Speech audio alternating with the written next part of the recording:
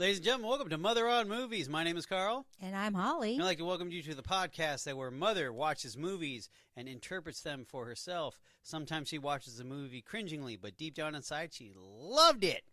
How are you doing, Holly? I'm doing well. We have a very funny movie. We do have a funny movie, but we want to say thank you for all you people who give us our support. Keep reaching out to us at motheronmovies@yahoo.com. There's the plug. Alrighty. What movie are we doing, Holly?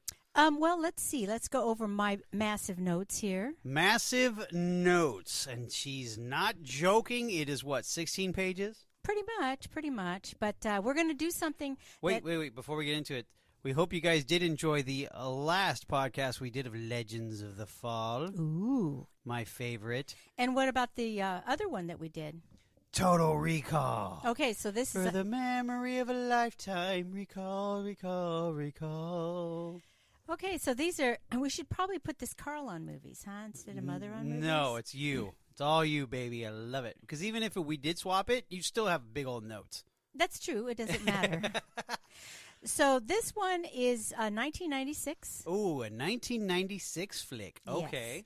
And it is called The Birdcage. One of my favorites of all time, believe it or not. Okay, so the Academy Awards was a nomination for Best Art Set Direction. The Golden Globes, they were nominated for Best Motion Picture, Musical, or Comedy. Okay, I agree also, with that. They were nominated for Best Performance by an Actor in a Motion Picture, Nathen Lane. Oh, the best. Okay, now, the Screen Actors Guild, they actually won.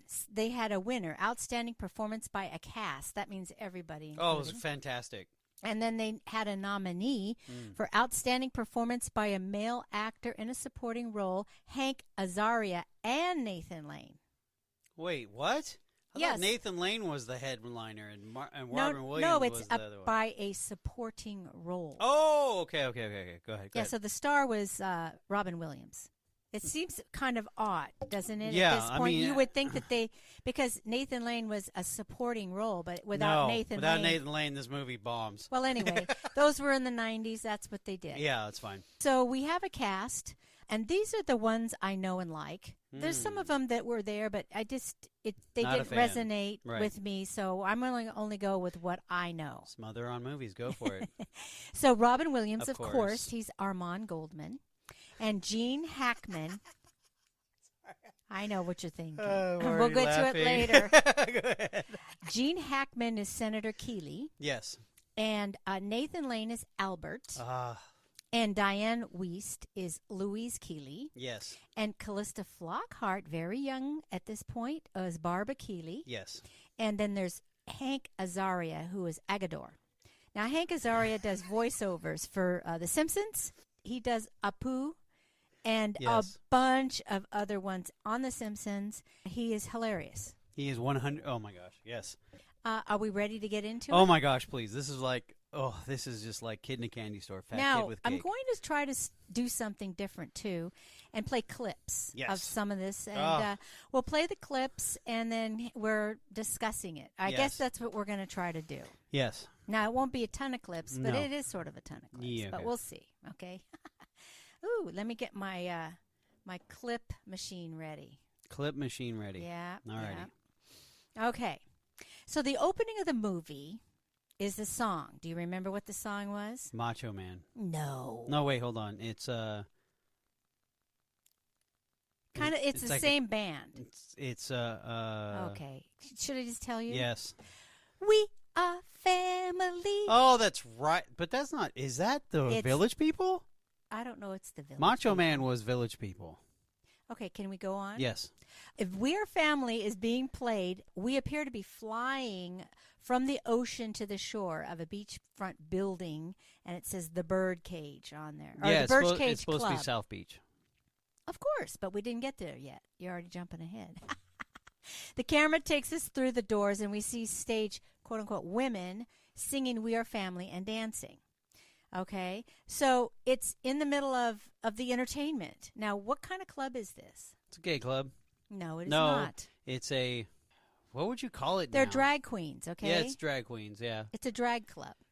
Yeah. So that's the men that dress up as women and perform. Yeah. Okay. the question was, where is Starina? And the answer is, she'll be down in 5. Right. Okay, so there's kind of, where is she? Where is she? And so we see Armand. Now, Armand is Robin Williams, but he is walking through the club, greeting people, checking on things, and a waiter mentions that the Kennedys are here. Okay. Oh, the first punchline. Oh, and my then, gosh. And the the first third one-liner. time this week, right? And wants to know if Armand wants to pick up their tab. And what does he say? Give him coffee. And he says, Ted? He says, Ted? Oh, yeah, no, that's right. He's like, oh, is it Ted? He says, no, the younger ones. He's like, oh. Wish we could get Ted. Ted. He says, give him free coffee, right? Yeah, all they get is free coffee. Oh, Yeah. my gosh. And Armand asked the sound man where Starina is. Right. And he says, Agador said she'd be down in 5. And meanwhile, the musical number ends, and they're a backstage costume change. Do you remember what that looked like? Yes. There was a man with fake boobs struggling into a Native American headdress. Do you remember that? Yes, I do remember that. Oh, my gosh. Okay. There's so much in this movie. Go So ahead. basically, I watched this movie's it so over the top. It's great. like line by line, and Carl just gets to remember it. See, here's the thing. This is one of the movies that, honestly, I watched out of a dare and fell in love with it. Straight up. That's basically... I fell in love. It was a straight dare. Like, I dare you to watch the Birdcage. Like, I ain't watching no Birdcage. You know, that's Robin Williams. No. I dare you to watch it. You ain't got the stones. It's one of my top 5 movies of all time. Like this, I've seen this movie at least 50 times. At least. It's still funny. Go ahead. I'm sorry. All right, so that's okay. So Agador comes on. Agador is played by Hank Azaria. Okay? Yes.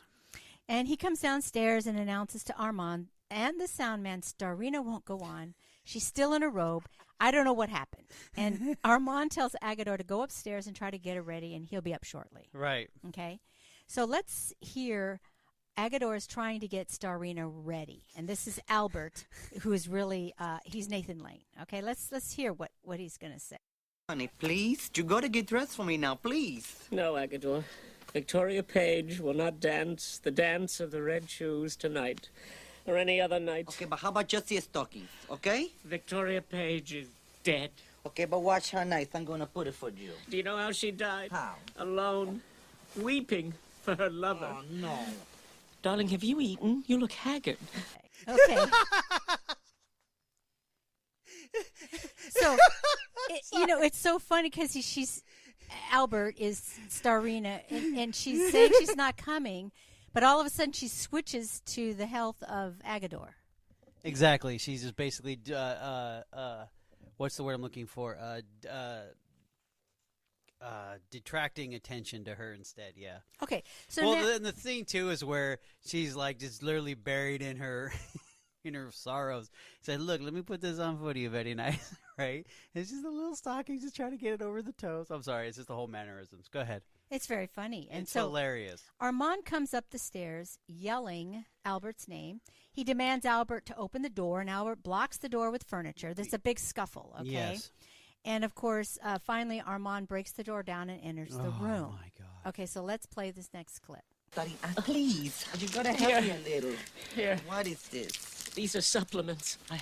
I bought them for Armand, but that's all over now. Okay.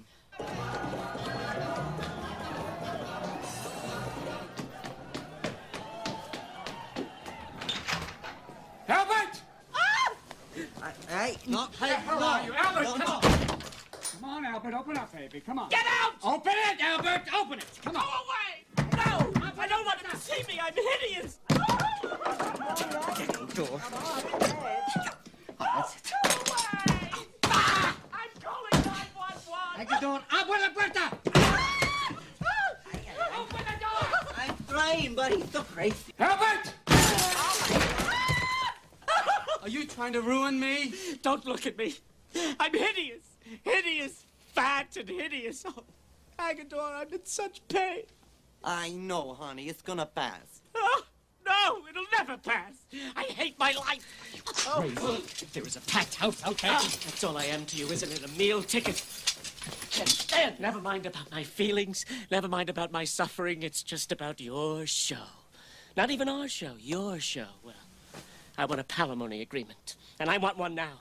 Well, I don't have a palimony agreement on me right now. Is tomorrow all right? Don't use that tone to me. What tone? That sarcastic, contemptuous tone that means you know everything because you're a man and I know nothing because I'm a woman. You're not a woman. Oh, you bastard.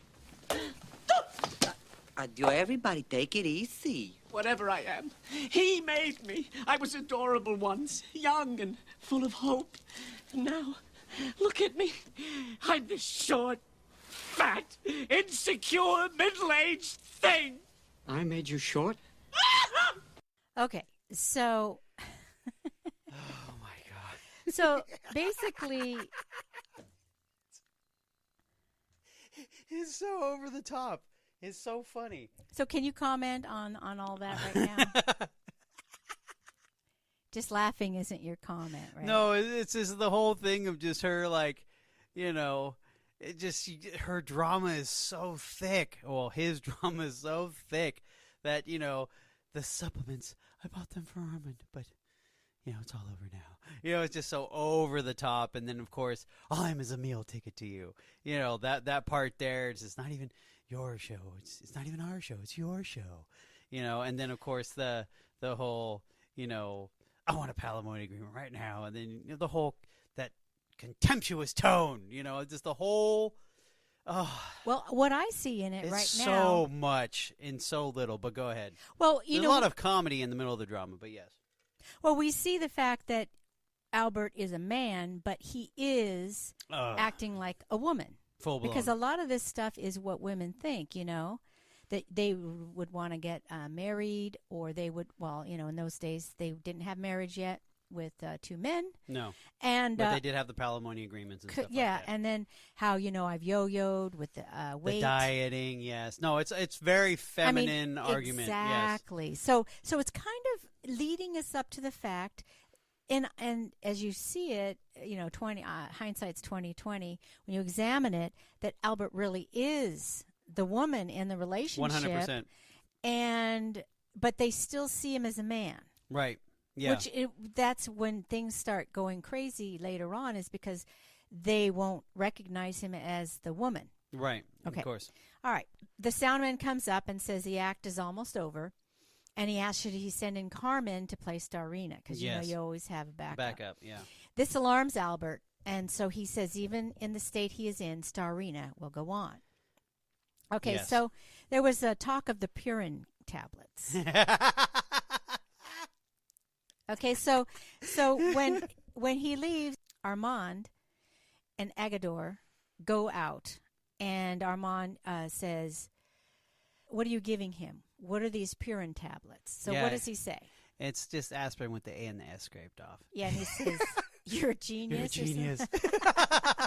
Because it's the placebo effect. Yes. And then, okay. Okay, so what Agador goes out. So Armand goes back in. He goes back in, yeah. And this is where it's...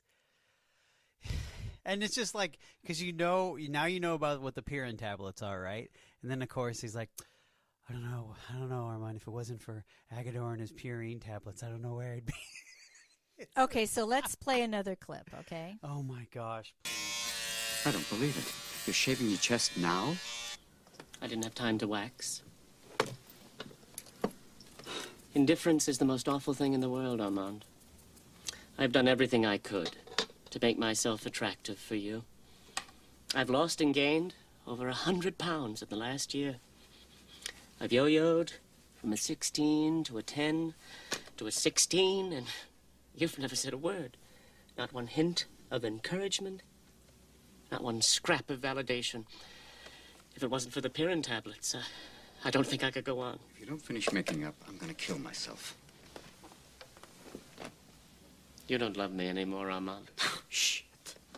There's a man in your life. What? I sense it.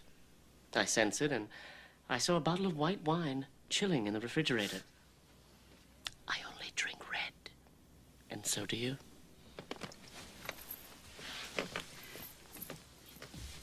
There's no man.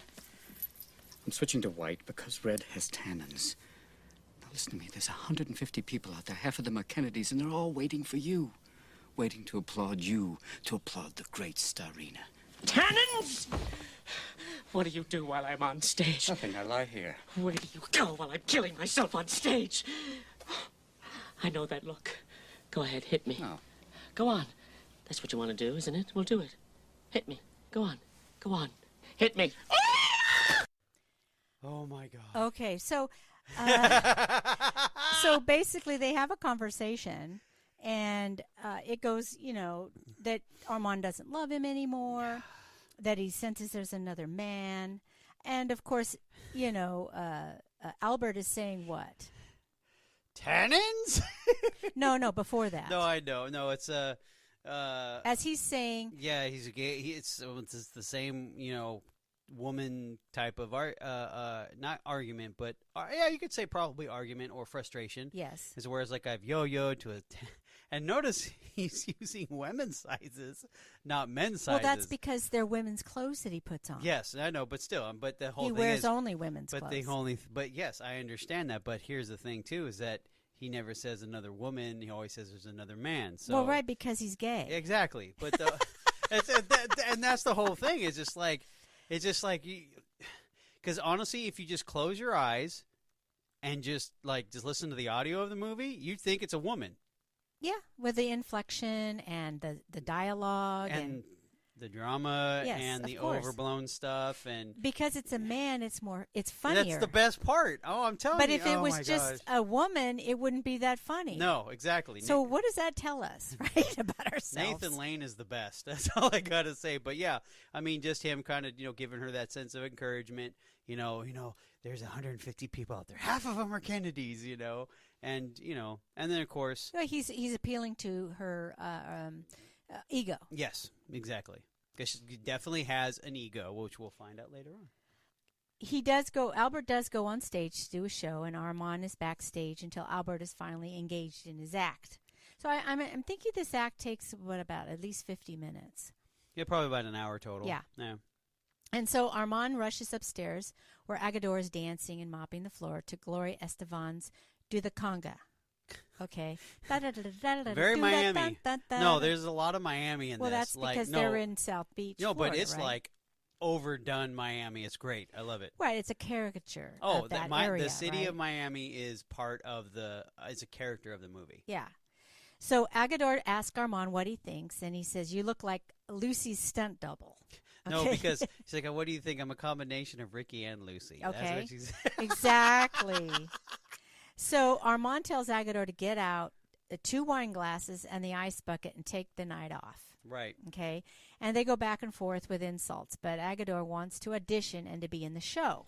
Do you remember what Agador says about his family and how his... The estrogen Rockettes?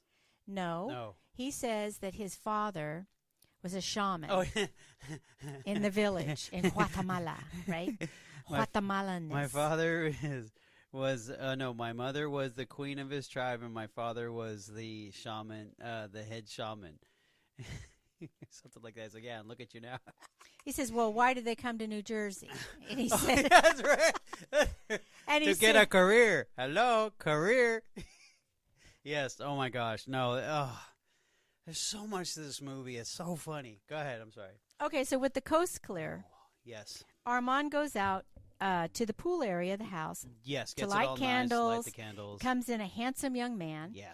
and they greet each other with an embrace, Yes. compliment each other's appearance. We'll ask him for a drink. And the young man asks how long Albert's been on stage. Yeah. And Armand says he's just got on and he gave Agador the night off, and they are alone as requested. Yeah. So you're thinking that this Yes. is his new boyfriend Yes, or you do. whatever, right? Yeah, because remember, maybe probably now as well, but even then, elderly gay couples, especially men, they would dump one or the other. And this was just known Oh. that they would always go for the young 21-year-old. That's what Albert's fear was. Yes, Albert's fear was. And plus, by the way, that's also women's fear too as well. That is true. So no, it's just a lot of a comparison. Go ahead. I'm Okay, so the young man has something to tell Armand, and he doesn't want him to get how you get. Get right? how you get. Yeah. And he's so basically, what did we find out about this young man? It's who is this young man? Well, first of all, you got to understand that. Well, you don't know anything about it yet. You're still kind of in there because he's dressed a little conservative. So you're kind of like, is this like someone under, you thinking that he may be in the closet type of human being. Okay. And, of course, he announces that he wants to get married. Oh, or yes. he's getting married. He's getting married. And of course, as soon as he starts to sip his wine, he says, "No, I'm getting married," and he just guzzles the whole freaking thing down. Who's okay? Yeah. So Armand is guzzling the whole glass of wine. Well, first of all, here's a little funny thing. He's like, "Oh, hey, I got you something to drink." He's like, "Oh, wine." He's like, "Got a beer?" He's like, "Talk about bloat." Oh no, because he sits there and says, "How are you feeling?" "Oh, a little bloated. This isn't that." He's like, "Oh, great, Dad." Or doesn't even, you don't know it, but he tells him he's getting married and gets upset, and he's going to college and all that kind of stuff. And throughout the conversation of it all, you find out that he's actually his son. Okay, so his son, his name is Val. Yes. He's 20 years old. Yes. And so Armand says, "You're too young Yes. to get married." Okay. And he says, "I'm young, but I'm level-headed." And You said I'm mature for my age. You said it yourself. he wants his blessing. So Val wants his father Armand's blessing to marry. Right. Okay, but he says he's foolish. He won't be. So Armand's saying He's being all stern. he's and being foolish. I won't be a part of his life anymore. That means Armand. And if he goes through with it, it kind of like tells him, forget it. You're on your own. He's shunning him, yeah. After it seems like they will be parting ways because Val says, "Oh, okay, I understand." Okay, all right, shakes his hand. All right, Pop. Shakes his hand, and then he instantly just hugs him. Brings brings him closer. He's like, "You almost got me, Dad. You almost got me." Because remember, No, he said, no. Armand said to Val, "You almost got me." oh, So Val called Armand's bluff by leaving, yes. not the other way around. Oh, okay. All right, I learned something new because I thought it was the opposite. No. Oh, okay. Because we're finding out a little bit. Well, because even Armand is a showman, a little Of bit. course, in if his he's right. a director He's of a the director. club. He's the owner and director. Yes. So we switch scenes. Speaking of which, before we even go any further, let's comment on the house. Sure, go ahead. We haven't talked about how. Do we need to write this at this moment? Well, you can start. Well, we can just comment on the pool deck area. Basically, the house is on top of the nightclub. Okay, that's good. And from the picture of it, it's a nice chunk of property he owns. Mm-hmm. And of course, he has a nightclub on the bottom, a nice house on top. Mm-hmm. It looks very nice. Pool deck, the whole thing. It's huge. It's a massive chunk in the middle of South Beach. Mm-hmm. On the ocean. On the ocean, right on Ocean Boulevard. Yeah. Yes. So it's a nice prime real estate. Sorry, go ahead. That's okay. Outside now, so we've switched scenes to outside Washington D.C. Okay, so Val's fiance Barbara is letting her parents know that she's getting married. Yeah. Okay. Now let's talk about Barb's parents. There's a big, huge contradiction here between lifestyles. You have the kids, and then you have the parents. Now this is where it can hit home for a lot of people. As you can see, you have the very artistic, the very creative, the very flamboyant, the very just I don't want to say out of control, but it's out of control, kind of like over the top. Over the top, that's the word I'm looking for. Over the top of just exuberance of gay lifestyle. It's fine, whatever. And then you have the daughter who his dad is Senator Keeley. He is a staunch, Republican, and it's very, you see the background, and of course the mom looks a lot like a combination of Barbara Bush mixed in with a little bit of Hillary Clinton in the 90s because of the hairstyle. True, you're right. So it's a nice little combination. And of course, the mom's all, "Oh, that's very nice, dear," and yes, oh my gosh, she's extremely proper, and the dad's just bullish and stuff. But of course, he's Gene Hackman. So and the other one's Dianne Wiest. Yeah, so you kind gotta of get the picture. Well, because it's the polar opposites. Like you can see there. Okay, there's the yin to the yang. There's mom and dad, and then you have they're in this very nice not hunter, but like a hunting cabin looking office, but it's very, very Connecticut. So put it that way. So they question Barbara about Val. Yes. And what his father does for a living. Right. And she says he's in the arts, on the Council of Arts, and says he's a cultural attaché to Greece. To Greece, yes. Now, Mrs. Keeley sounds excited to hear, but Senator Keeley says, "What the hell's that?" And Mrs. Keeley says, "It's a diplomatic post like an ambassador, right?" Right? Yeah, right? Just try to But it's funny because the senator is obviously very skeptical because that's his job. Yeah, so he just doesn't hear everything and just accept it at face value. Yes. And then Mrs. Keeley asked the next question. What does his mother do? Right. Barbara replies, she's a housewife. Huh? Okay. Well, that's really refreshing, isn't it, Kevin? That's what Yeah, Mom says. always trying to convince Senator Keeley. Yeah. Yes. So the phone rings. Barbara picks it up on the first ring, and it's Val. And she says she just let her parents know, and Val said his father's excited for them. And Senator Keeley gets on the extension to listen to the conversation, right? And Armand is on the other line congratulating Barbara. Senator Keeley says, I thought you said his parents were in Greece, right? So he's trying to... Because they're in Miami. Yeah. Because he's trying to do the math. Yeah, go ahead. I'm sorry. So an awkward conversation ensues between Barbara and her father. And she says Val's parents are back for the winter from Greece and are in South Beach. Mrs. Keeley says, is that like Palm Beach? And Barbara says, yes. Down the It's street about from the bushes. It's about 2 minutes from Fisher Island, where Jeb Bush has a home. The senator looks suspicious, right? So back in South Beach after the show. Hold on.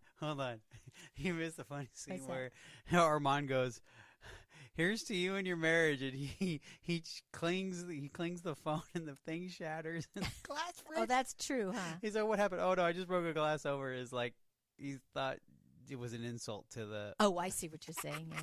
little things. It's like, oh gosh, go ahead. So she says that Val's parents are back for the winter from Greece and are in South Beach. Wait a minute, you mean to tell me that his parents were in Greece? You says he's in Greece, right? Yeah. He goes on this diatribe of he's in Greece. Well, did you say you saw this boy this morning?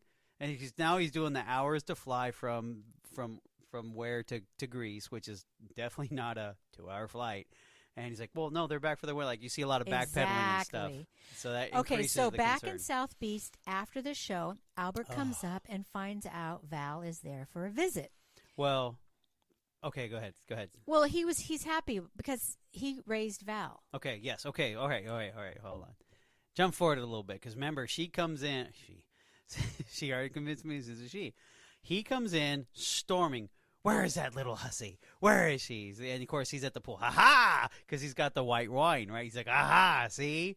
Like, he's like, oh, be quiet, it's Val. And then that's where all of her over-dramatization that she pulled, because she knew it, so she decided to over-dramatize and stuff, and then come to find out it was all for nothing, that all of her accusations were false, like everything. So that's where she feels like crap, because she instantly went from rage to guilt. Okay, but I have a problem with that. Because, well, first off, no, I'm not a problem with what you said. Right. But the fact is that they set this up, and it was actually Val's doing. Yes. Okay, now Val, and as we go along, is a little, he's a little, I don't want to say it as a bad word, but he is not a good guy. No, Val's a piece of crap. Yeah. No, they try to portray him as a nice guy. Val is an a-hole. Yeah, I don't like there Val. you go. I No, don't because like he him. set this up to not have, if Albert raised him as a mother, yes. and all this time, because as we find out, there was no other biological mother in the raising. You're jumping forward, but No, I a little know, bit. but Okay. it's true. Yes, yeah, That Val was raised by these two men. right, Then why would you not want to announce that in front of everybody, right. and then make this to where it Beca- looks suspicious? And Well, I think, to Val's defense, even though it shouldn't be defended, this is what he wanted, because as you can see how Albert gets when he finds out. Because see, the thing that what Albert does is he shoots everything down because Albert is very self-centered. That's something that's missed in this a lot. He's very self-centered in a lot of ways. He's very selfish. okay, so I think this is good because This is there's reasons behind it, because you'll find out in the next scene in the kitchen. okay, But go ahead. so let's go down to in the kitchen. All right, In the kitchen. Agador and Armand are talking, and Agador says you wouldn't have Wait. been. We cannot talk about Oh the kitchen wait, yet. you're right. We cannot- I skipped something. You so let's. skipped. No, I do have it on here, but I Free skipped it. samples. Okay, I want you to go on with this. So next scene is Albert in a farmer's market Yes! buying food for his piglet. Okay, dressed up so go on with this. He's dressed up like he's dressed up just like Elton John for the most part. Yes. It's like spot on. I mean, it's great. Don't get me wrong. I Do you remember the hat that he had? Oh gosh. It's the gold hat with the brim. Yes, very, very Elton John. Looks just like Elton John walking through the market. Hello, everyone. You know, like, good morning, Albert. Everyone knows who Albert is. Look at the beautiful flowers. Oh, I can't. The piglet is home and da da da da. She's very well. We have to rewind a little bit before we even get to the farmer's market, because when he finds out that it's Val and the guilt kicks in, he goes in and sees him sleeping. Like, Albert does genuinely love Val. Well, yeah, because he raised Val. Right. And yes, they raised Val. And the thing is that there's an endearing moment there to where it's like, okay, I'm like it for me, I'm reading this into it that he realizes that, oh, I'm good. Like, okay, everything's fine. I'm just overreacting, all that kind of stuff, and it's kind of, it all comes together. Like, she feels guilty when she sees Armand about the whole thing, and then goes into the room, and then that's where Albert realizes, okay, family's home. So it kind of resets everything of what Albert is, and not her place. I won't say that incorrectly, but where she just the moment where she finally realizes she's over exaggerating way too much. Okay, so you know that you're doing he, she, the same thing. It's hard because that's fine. So we know it's going to happen. So it's going to happen. So just deal with it. Just deal with it. Yeah, just deal with it because because I look at Nathen Lane, but then I also look at Albert, and to me they're two different people. Well, there's Albert, then there's Starina, and there's different. Different. Yes, the only one who stays consistent as far as, well, no, she's the only one that's inconsistent with, because she changes everything around. But everyone else is pretty much the same. But Albert's either male, female, it's whatever role that playing different roles. Plays. Anyway, so she's going through the farmer's market. Oh, and they say, hey, look at the lobsters. You know, she's very animated. I love it. I love it. I love it. And then, of course, she goes into the bakery. She gets him a special cake. And to my little piglet, love, Albert. And she's, oh, mind if I have a sample, right? So she's like, she's like, delicious. And she goes, can I have one more? Yeah, it was a schnickel or something. Oh, yes, schnickel or schnitzel or something like this. It was a sweet. Triumph. Yeah. Can I have one more? Yes, can I have one more for the road? Of course you can. Oh my gosh. Oh, she's Oh, I love it. Go ahead. So in the kitchen, yes, Agador and Armand are talking, and Agador says he wouldn't have been so rude if he would have known it was Val coming last night. Yeah, so that was the big secret. Mm-hmm. Yeah, and he asks why he can't be in the show. Are you afraid of my Guatemalaness? You're what? No, that was no, that was still in the kitchen when he was mopping, being half Ricky, half Lucy. You're what? My Guatemalaness, my natural heat. Okay. Are you afraid I'm too primitive? Yeah, I think that's what it is. Anyway, yeah. Okay, and then Albert comes in from shopping saying, bag lady. Yeah. And greets Agador and Armand. They discuss Val being in bed still. Yeah. And Albert says he feels ashamed of how he acted, but would he have known that Albert was coming? Armand didn't tell him, and Armand is always pushing him away, can't stand sharing his son with him. Right, which is not true, actually, because you see in the photo books and everything later on. Go ahead. Yeah, well, I guess then it was Val that was pushing away Albert. Val was pushing and there's both a reason. of them away, actually. There's a reason. Yeah, there's a reason because of Senator Keeley. Yeah, so, I mean, it looks like Val is dressed like he belongs with the Keeleys and not with his dad. Of course, mom. Because he's changed. He's went away to college. Well, we're finding out that there's a lot of things that are exposed what Armand did to him as a child. And it's nothing negative as far as physical. But, right. Okay, so yeah, let's go ahead. Well, so as Albert is examining Val's laundry, yes, he noticed that Armand doesn't look very happy, and Armand announces Val's getting married. Yeah, and he just brushed off Val's getting married, and then it goes, oh, okay, and this shirt. What? No, because Albert says, "Don't be silly," and continues that's right. Don't be silly. That's right. Don't be silly. Continues to talk about what he was planning to buy for dinner, and then it sinks in. Married? I don't understand what you mean. He's just a baby. He's just a baby. He's going to do what he's going to do. Da, da, da. Yeah, go ahead. Right. So Armand says they'd been through it all, so the less said, the better. Yeah. Okay? And Val's going to get married no matter what they say. So Albert says he woke up feeling so good, and now he feels funny as he's having a hard time catching his breath. Okay. So Val comes in and sees Albert and says, "Oh, you heard." Oh, yeah, because she's already hyperventilating. Yeah. Albert's hyperventilating, yes. Oh, you've heard. And then, of course, what does Albert do? Oh, Valley.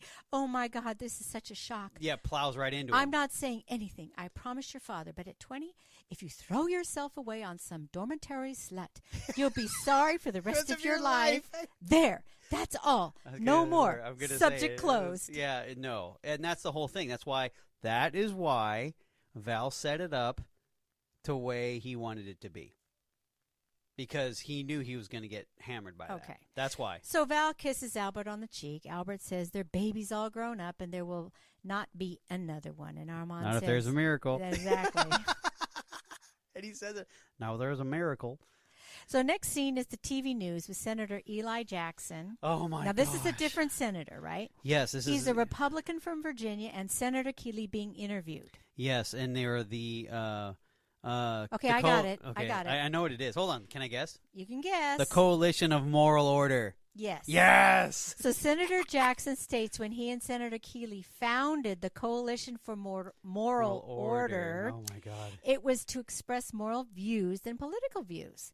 And it looks like a Sunday morning talk show. That's what it looks like. And they're talking over each other. And here's this... Right? And obviously it's terrible, but, because they're just yelling at each other, Yeah. pounding on the table and Yes, exactly, like we've When seen. I call order, because they're making that's a shot at Rush Limbaugh. Okay. No, there's a lot of pop shots at a lot of things. Okay. But yes, that was at There is a lot of pop shots. tons of pop shots, but this one here is of Rush Limbaugh, and of course they're sitting there watching it, and of course, and here's the dichotomy of it all is that there's Mrs. Keeley's knitting, and she's like, "Oh, what a fabulous show," and you're just like, "What?" Like, and then he goes, and of course there's a senator who's eating candy, like it's the most fascinating television show on today. It's like, Yeah, oh, so Mrs. Keeley and the senator are watching it at home over breakfast. Mm-hmm. And she says, just like you said, a wonderful show, most intelligent show, yeah. right? It's like, what? And then he said, So bad. Senator Keeley mentions he's glad he joined Senator Jackson on this platform instead of Senator Dole. Yeah. Dole's just too, And she too, says, too dark. Yeah, Okay. too dark. I'm like, what? And he said he was going to say liberal, but he said he's dark also. He's all, yeah. And Mrs. Keeley is wondering if Barbara's young man is from old money since he is a cultural attaché. Technically, maybe old money? No. No, probably considered new money. Okay, now, to interrupt the conversation, Bridget the maid says the senator's campaign manager is on the phone and has got to talk to Ben. Have to talk to him. Yeah. So Ben, the campaign manager, proceeds to tell him that Senator Jackson is dead. Found dead. He died in his bed with a prostitute. His words, okay? Underage and black. Yeah. And he hangs up the phone in a rage saying he's career is ruined. He's yelling his frustration at Mrs. Keeley and shouts to Bridget for candy. Bridget, give me some candy. Okay. So basically, this is the sign of the times, I guess, or it's to make a statement about how conservatives think. I'm not sure, but since it's been so long now, it's like almost 25 years. They're saying underage. He's underage prostitute. Well, there's no. It's now we're considering it human trafficking. Okay. Yes. Well, the thing too is yes. I mean, parts of this movie are extremely dated because the laws were extremely different. Yes. But yes, this is their interpretation of what conservatives are. Yeah. Which, shockingly, it's nothing like it. Okay. Yeah. But anyway, so. But yeah, it's their So I interpretation. just wanted to say that to kind of tell you because I know we're in 2020 now. This was back in 1996. Yeah. The next scene, Albert's looking at Val's baby book. Okay. Yes, and he's crying over the fact that Val's all grown up, and Armand tells him to stop because he's driving him crazy. Yeah, because he's literally whimpering and going through all the pigs. Like a Bar mom. mitzvah. Oh, yeah. Or a grandma or something. Yes, exactly. Right? Stroking the little locks of hair. And so now this is well, it wouldn't happen even then, but it's a movie, people. Yeah. The next scene, the underage girl is on TV. recalling her experience with Senator Jackson. And Mrs. Keeley wonders how they get them on TV so fast. They pay. And Senator Keeley says, yes, they pay. They pay. And Mrs. Keeley says they are not mentioning Senator Keeley much. And he said, It's early. Yes, exactly what he said. It's early. Outside the senator's home, there's a media frenzy. Oh, of course, because he is the vice president of the Coalition of Moral Order. Because if you listen to the scene prior to where he finds out about the phone call, you hear in the background what they're talking about. They're talking about the Jews and blacks and this and that. And of course, they shut the television off, and then they takes the phone call. So or he mutes it. So that's when it all kicks into where so that's where his literally. He mutes the thing, gets on the phone, and then it's prostitute, underage, and black. And it was just like, oh, here we go. Barbara asks her mother where her dad is, and she says he snuck out of the house earlier to meet with his advisors. She's concerned he won't be able to get back in. Right. So Barbara tries to let her mother know about Val's parents, but Mrs. Keeley starts defending themselves by saying Val's parents can't hold it against them since Senator Jackson was a common redneck. She goes on to say they had nothing to do with Senator Jackson socially. She is glad Val's parents are not snobs. Okay, Dude, so she's so worried about Val's parents not accepting them, not the other way around. Right, and that's where the tables kind of flip. Yeah. So outside the second-story bedroom window, Senator Keeley is on a ladder trying to get in. They let him in, and he said he came through the orchard over the top of the barn to avoid the media. And then after expressing how dangerous that was, Mrs. Keeley has a solution to the problem. A wedding, a big white wedding. She feels that it would show the world a sign of hope, family, and morality, and tradition. Yeah. So a special wedding of an attaché kind of diplomat who doesn't look down on them but is willing to join their family.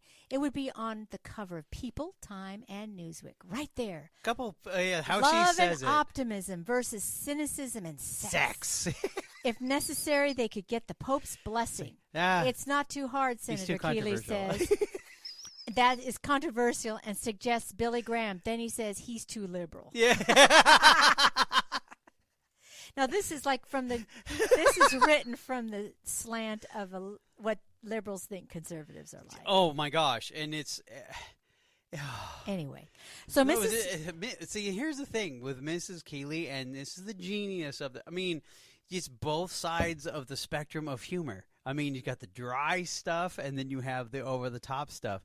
But the way she delivers the lines, there it is right there in front of Time. Was it Time? Newsweek? People. Time, People, and Newsweek right there. Traditional love and hope versus cynicism and sex. The way she just says it, it's just like, oh my gosh. And so, and besides, we get the Pope's blessing. And then, of course, there's Gene Hackman. Too controversial. Maybe Billy Graham. No, not too liberal. Exactly. The way the lines are delivered is fantastic. I'm sorry, go ahead. That's okay. So Mrs. Keeley asks Val's father's name, which Barbara says Armand Coleman. Coleman, yeah. Okay. So she asks if they are related to Tish and Bobo Coleman of Boston. Barbara says she doesn't think so. Mrs. Keeley says they should go down to South Beach to have dinner with Val's parents and stay with the Jeb Bushes. Mr. and Mrs. Armand Coleman of Greece and South Beach. Okay. So the next scene is back at the nightclub, and Albert's rehearsing a new number with a handsome guy that's really not into it. Now, let's take a listen, okay, to this. Hold on. This is my favorite scene. This is my favorite scene. Go ahead.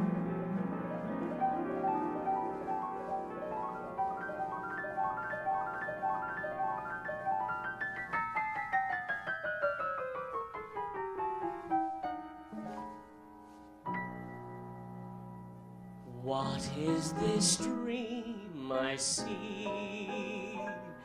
Why does it seem so real to me? What if this dream turns out to be more than a dream? Fairy dust, fairy dust, fairy dust. Come, little dream, and play. Don't be afraid, don't fade away.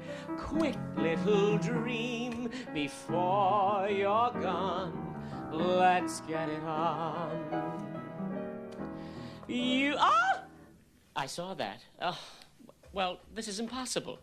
Either I'm an artist or I'm just some cheap drag queen playing it straight so he can get laughs. Let's just try and get through it. Well, you always ask so much of me. I have to understand every nuance of a song. I have to give a full-out performance, but everyone else can just get through it. I mean, he's chewing gum. Chewing gum helps me think. Sweetie, you're wasting your gum. What is this dream I see? This is my favorite of all time, scenes. This is hilarious. There's so many nuances in it because they bust each other's chops all the time. Of course, they're rehearsing a brand new song that Armand wrote, and that's the same song that he was going through when Albert was going through the photo album. So it's kind of now correlating into, the creativity part of what Armand is doing. He's a creator. In the club, right? In the club, yeah, that's what he does. He's a creator. So now we're at rehearsal, and of course, now they're coming down to South Beach. So the Keeleys are coming down to South Beach, and of course, now Val's like, oh, crap. That was not part of the plan, but now they're coming, so, of course, they're doing all that kind of thing, and this is where you have the scene between the 22-year-old man, and they get into an argument. And the whole thing is just funny. I mean, the whole thing of, him explaining, first of all, it's chewing gum, and then you have Albert's way over-the-top reaction. Well, it is pretty rude. But you can just tell that before he even blows the bubble, he's just scratching his head like exactly. This is rehearsal. I am bored. The male dancer. The male dancer, 22. I'm bored. Da da da da da. This sucks, but this is your job. But you have to be here. Blah blah blah blah blah. And then of course Armand has to remind the 22-year-old. Da da da da. But there's some pop shots in there saying he's trying to explain. I don't understand. I don't get it. And of course, there's Albert. Try more gum. So Armand is trying to tell the Armand dancer, is legit a professional. Armand right, is so explaining very well, and very clearly that this is the scene. This is what you do. Da da da da. Like very very directorial. Right, and in your mind, this is what you should be doing. This is what you should be doing. Yeah. Yes. So he's talking about you're the. She's the creator, and you're the creation. Then you see the creation, you become her creator, and then you just, you get together, and that's the magic of it. And of course, he's like, I don't get it. And then of course, there's Albert, try more gum, and it's just like just because someone's 22 and hung, da da da da, they can just do whatever they want. They can get through it. Like he goes through this diatribe of just over the top, being a diva to the nth degree.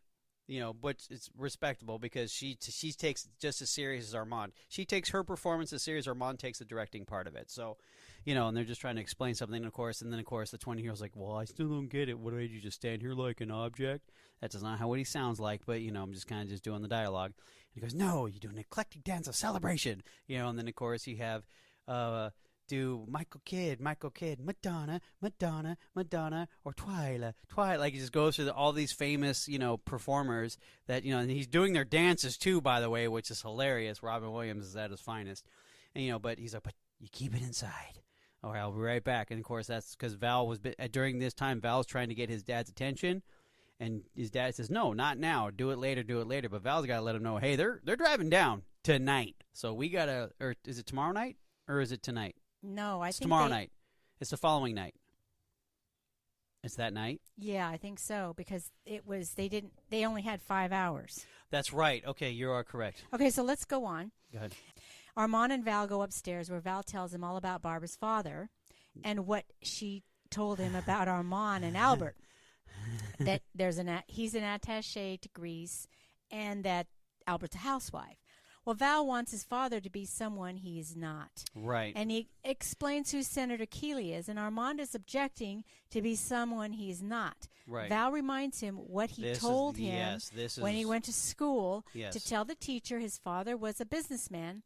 And Armand said Val was little and she was a small-minded person, and it was for his own protection, and he didn't want Val to get hurt, so he's a man now. Yeah, but he can still get hurt. Mm-hmm. Yeah, that's what's his pop. And Val is asking just for one night. Val says they have to get rid of a few things. And in looking around the apartment, there are many phallic pieces of art and sculptures. And Val says they need to change the entire apartment to look like other people's homes.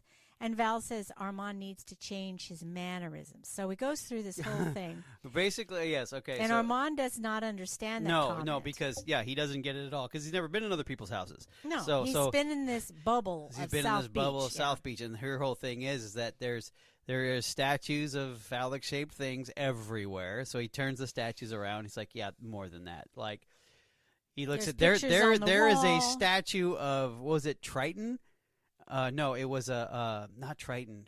He carries the Triton? It's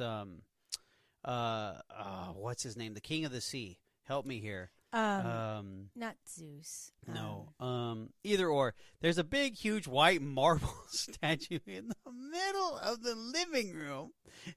And he's all, what? He's a classic. And he's just looking around and Neptune. Neptune, that's right, Neptune. He's a classic.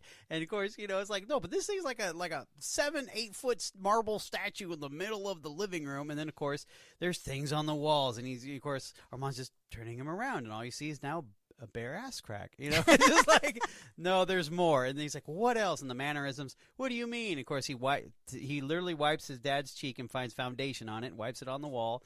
And then it's like his jewelry is, phallic shaped medallions and stuff. And yeah, and he wipes the makeup on the wall. Yeah, this is Val. To prove a point. And yeah. he says, I just had that sponge painted, Val. Yeah, I just had sponge painted.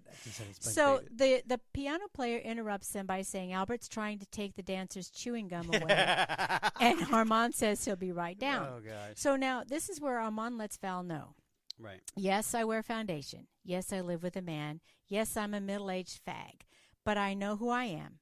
Val, it took me 20 years to get here. I won't let some idiot senator destroy that. F the senator. I don't give a damn what he thinks. Right. And you know what? Kudos to him. No, kudos to him for saying that. I mean, it's legit. Well, that just shows how Val is a jerk. Yeah, he's forcing his parents to be something he's not, but then he's also using a guilt trip that what he told him to tell his teachers. So it's tit for tat. Well, not only that, because he's so young and I understand he's 20, yeah, so he doesn't he's understand thinking, this stuff. But he's thinking, okay, well, eventually they're going to find out. Yeah, no, that's the whole thing. They're going to find out anyway. You plan on just doing that? Well, because see, here's the thing. Are you just going to just vanish now off the face of the earth from your parents? Maybe that's his plan. I don't know. But there's a lot of, he's very ashamed of his parents. Okay, so now back at the senator's house, the media is camped out waiting for him to come out, and a solo reporter goes around the back of the house and bribes the driver to tell them where he's driving them. He says South Beach, Florida. So late night host Joe Leno makes a joke about the situation. You see it on TV. Senator Keeley switches off the TV and says it's unbearable. He starts climbing out the second-story bedroom window again because he says he can't face the media. Mrs. Keeley says she doesn't want to face the media alone, and he says she will have Barbara. He's just thinking about himself. And tell the chauffeur to drive the car around to the back of the orchard. As he starts down the ladder, the media starts flashing their cameras and asking him questions. Senator Keeley, where are you going? Da, da, da, da. Senator Keeley says to them he's saddened by the death of Senator Jackson, and he and his family are taking off for a few days. And he says he's going to plan an event that may help heal some of the current situation. And he gives the victory sign and climbs back into the house. Right. So back in South Beach, after considering it, Armand decides to redo the apartment to please Val and cover his lifestyle. Right. Okay. Now the Keeleys are in the town car in the back seat on their way to Florida and are being followed by the solo reporter and another man. Yeah, and the reporter is actually a tabloid reporter, not from an the actual, National Enquirer. That's correct. The next day, Armand is on the beach with Albert, relaxing under a canopy. Oh, I'm sorry. It wasn't 5 hours. It was the next day. The next day, yeah. Okay. They had a day. I'm like, well, Yeah. I swear they had a day. Go ahead. He's relaxing under a canopy, sitting on the beach chairs, and Armand tells Albert he needs more sun and to take a couple of days off. He looks tired. Yeah. Okay. And that bugged Albert. Well, yeah, because tired means Haggard. Haggard. Well, old. in his mind, yes. Well, that's what a woman would think. Yes. When I have been said, oh, you look tired, that means, oh, great, because I actually tried this morning to get my hair curled and my makeup on and some nice outfit, and you're saying I'm looking tired. Wow. Right. It's pretty bad. So he reacts as a woman would, right? And there's a mass, but in the meantime, there's a mass restaging of the apartment. Okay, This is where you're. Go ahead. I'm all sorry. the art is being swapped out with the help of the dance crew. Yeah, and then they get a. And Agador is having dress slacks hemmed, telling the guy not to make them high waters. Okay, because Agador is going to be in a formal. He's going outfit to be a butler. Yeah. Yes. And as Armand and Albert are walking back to the apartment from the beach, My gosh. Armand is trying to stop Albert by saying he'll buy him anything he wants. Albert's getting suspicious. Armand pretends he hurt his ankle. Well, see, so he's what is Albert saying about buying anything? Oh, I'm going to go get my sandals, or I don't have peds. He said, I'll buy you some new shoes or something. I don't have peds. He constantly, he's like, why are you preventing me? It basically comes in and all that kind of stuff. And, well, I mean, he fakes a cramp, and we got to go to the doctor. He's like, why are you, see, now Albert's hip to it, saying that, okay, you're preventing me from going to the house. What's the problem? Yeah, right? Albert Basically, says he's being a baby and continues up to the apartment because he's saying he hurt his ankle. And when Albert and Armand walk in, first of all, Albert screams. First of all, the clothing that they're wearing Okay. is. So Albert screams. It's the hat. It's that other hat. It's that floppy, long, like what girls wear It's a to go beach see hat. go to the Kentucky Derby. Or Well, no, it's it's a beach hat. It's a really It's floppy hat, though. a floppy, big brimmed hat. Yes. Okay, go ahead. And Albert screams, "We've been robbed!" And Val says he's taking a few things out, and everything will be put back the next day after Albert gets back. Where am I going? Exactly. Yeah. Okay, so we have another clip to play. Play it. Back? Where am I going? You didn't tell him. What? Tell me what? Val's fiancée is coming tonight with her parents, and we thought it'd be better if you weren't here. I see. I see. It's just for tonight. I understand. It's just while people are here. It's all right, my darling. It's nothing. It's painful, but it's not important. I'm leaving. Just one night out. The monster, the freak, is leaving. You're safe. Okay, so what do you think about that, Carl? Well, no, this is where the assholeness, excuse my language, I apologize, but Val. Now I'm going to have to put this as X. Explicit. I'm just kidding. Oh, jeez. Please. Even preachers are saying the A word. Where was I? Oh, yeah. So now this is where the assholeness of Val kicks in, because I mean it's like literally a shot to the gut. I mean, because it's actually very sad. It's a very sad moment but it also solidifies remember, this is 1996 now. Mm-hmm. This isn't to 2020 where if someone comes in, yes. It's like, oh, it's normal. It's like, okay, cool, right? No big deal. But this is in the 90s where that flamboyancy was still taboo. Yes. And so with her reaction, or his reaction, Albert's reaction to the whole thing is literally justified on why they're doing it, because it's the freak, she labels herself, as over the top and kind of stuff. But the whole thing is, well, part of the problem is they're not giving him the benefit of the doubt, which is heartbreaking. But yeah, this is his mom, like it or not. Albert's his mom. Exactly. So if he weren't a man, okay, if it was a woman, they would never ask him not to be there. Exactly. This is where it gets, controversial. Yes, there you go. Okay. But Val's just like, and he's so nonchalant about it. It's only for a day.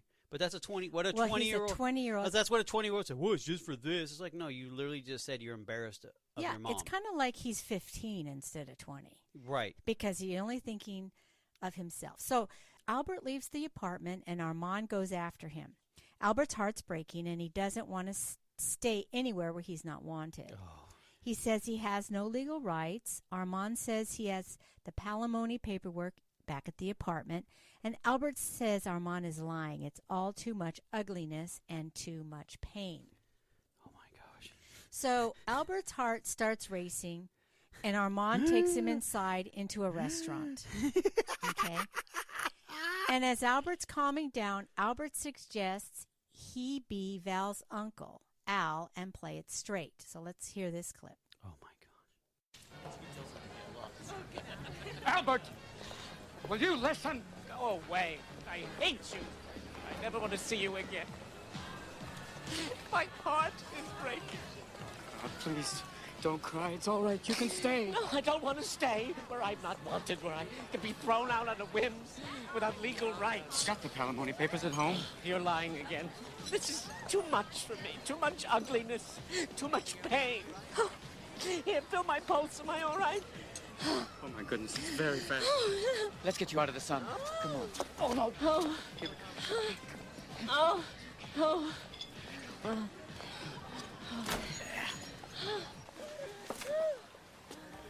Waiter, water.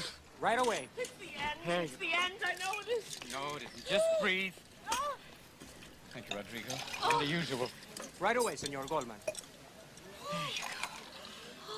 Thank you. Oh, that's better. This is not because of you. It's because the girl's parents are assholes. Val's crazy about you. Is he? Yeah. Oh, that helps. Oh, you're so sweet. Oh, that water's so cool. Maybe it is too much to introduce me as his mother on the first visit. Could you tell them I was a relative who dropped in? Val's uncle, Uncle Al. Oh, what's the point? To be Val's gay Uncle Al. Oh, I could play it straight? Oh, please, look at you. Look at the way you're holding your glass. Look at your pinky. Look at your posture. What? What about you? You're obviously not a cultural whatever it is. You've never been to a museum and you eat like a pig.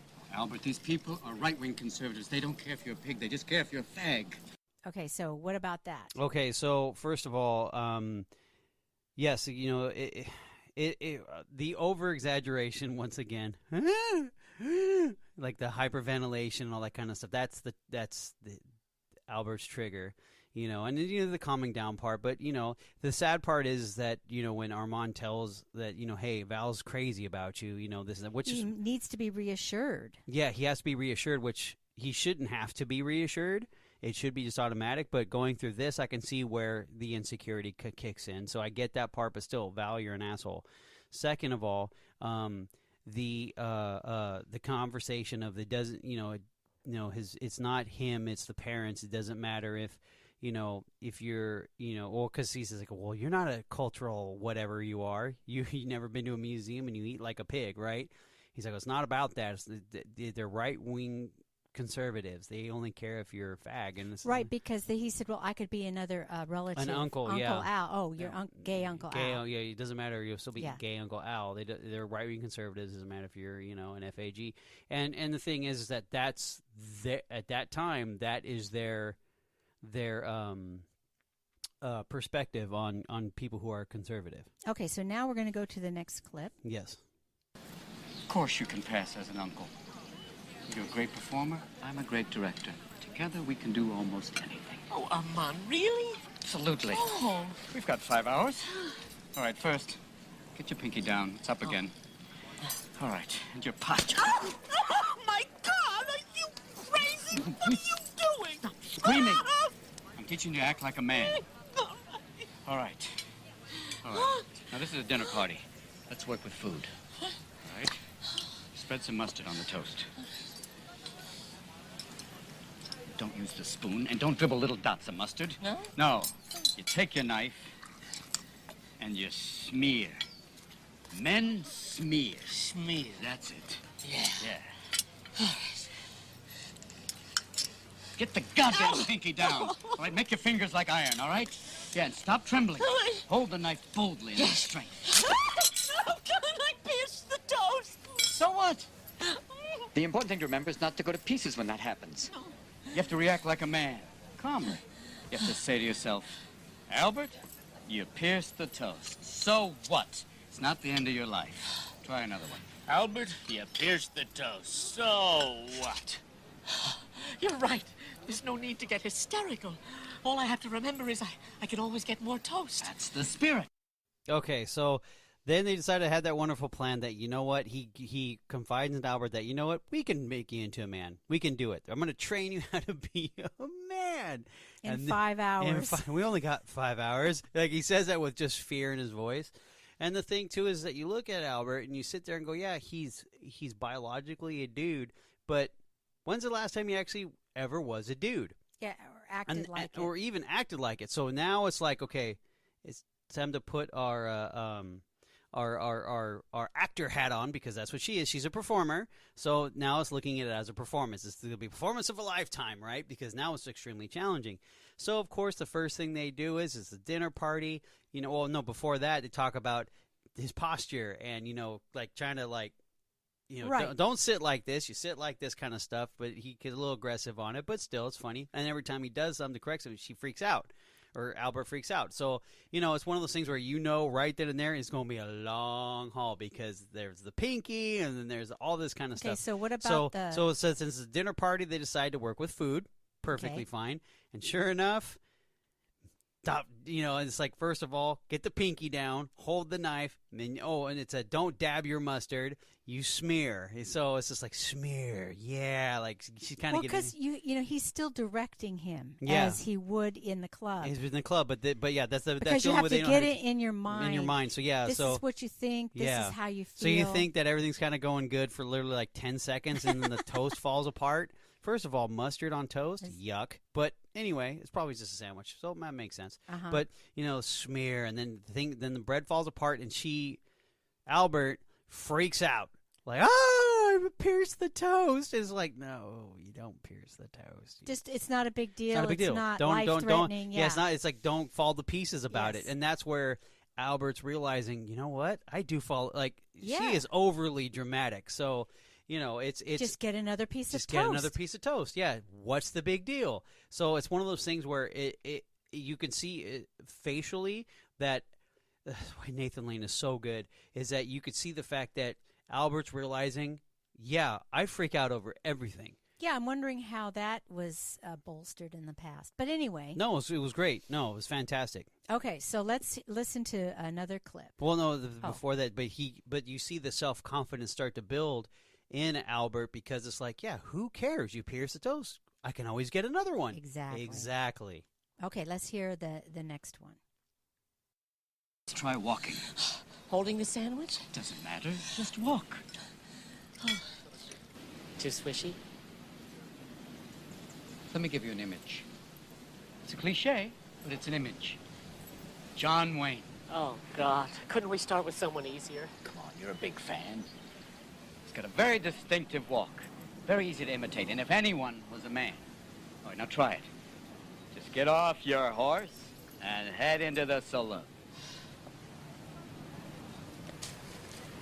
Nice touch. No good? Actually, it's perfect. I just never realized John Wayne walked like that. Okay, Carl, so what do you think about that? So now it's learning how to walk. Okay. And of course, one of my favorite lines is with or without the sandwich. It's the little things. Anyway, so he's like, oh, it doesn't matter. So anyway, so let's see how you walk. Of course, the scene is there's an older lady across the patio is just looking at him like they're nuts, right? She walks like she normally does. Walks back. Too squishy? Too squishy? Swishy. I thought she said squishy. Oh, maybe. I thought it was squishy because she's kind of like squishy. Oh, yeah, maybe. Yeah, because... Well, anyway. So she's like, oh. And of course, Robert Williams' face, Armand's face is perfect. She's like, oh, this is going to be bad.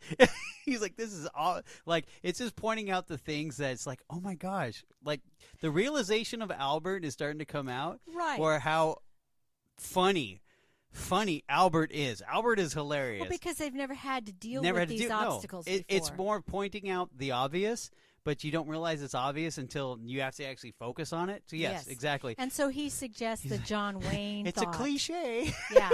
But John Wayne, of course, she goes to pieces, or Albert goes to pieces. Oh, can we try anyone easier? He's like, oh, but you are a fan. And the gesture he makes after, like, well, you're right, kind of thing. So he's like, oh, let me do it with a hat. Of course, it's the floppy beach hat. So you're But like, it's supposed to be like the cowboy hat. And then the way he walks is so bad. It's just like, well, what do you think? It's like, it's perfect. I just never knew John Wayne walked like that.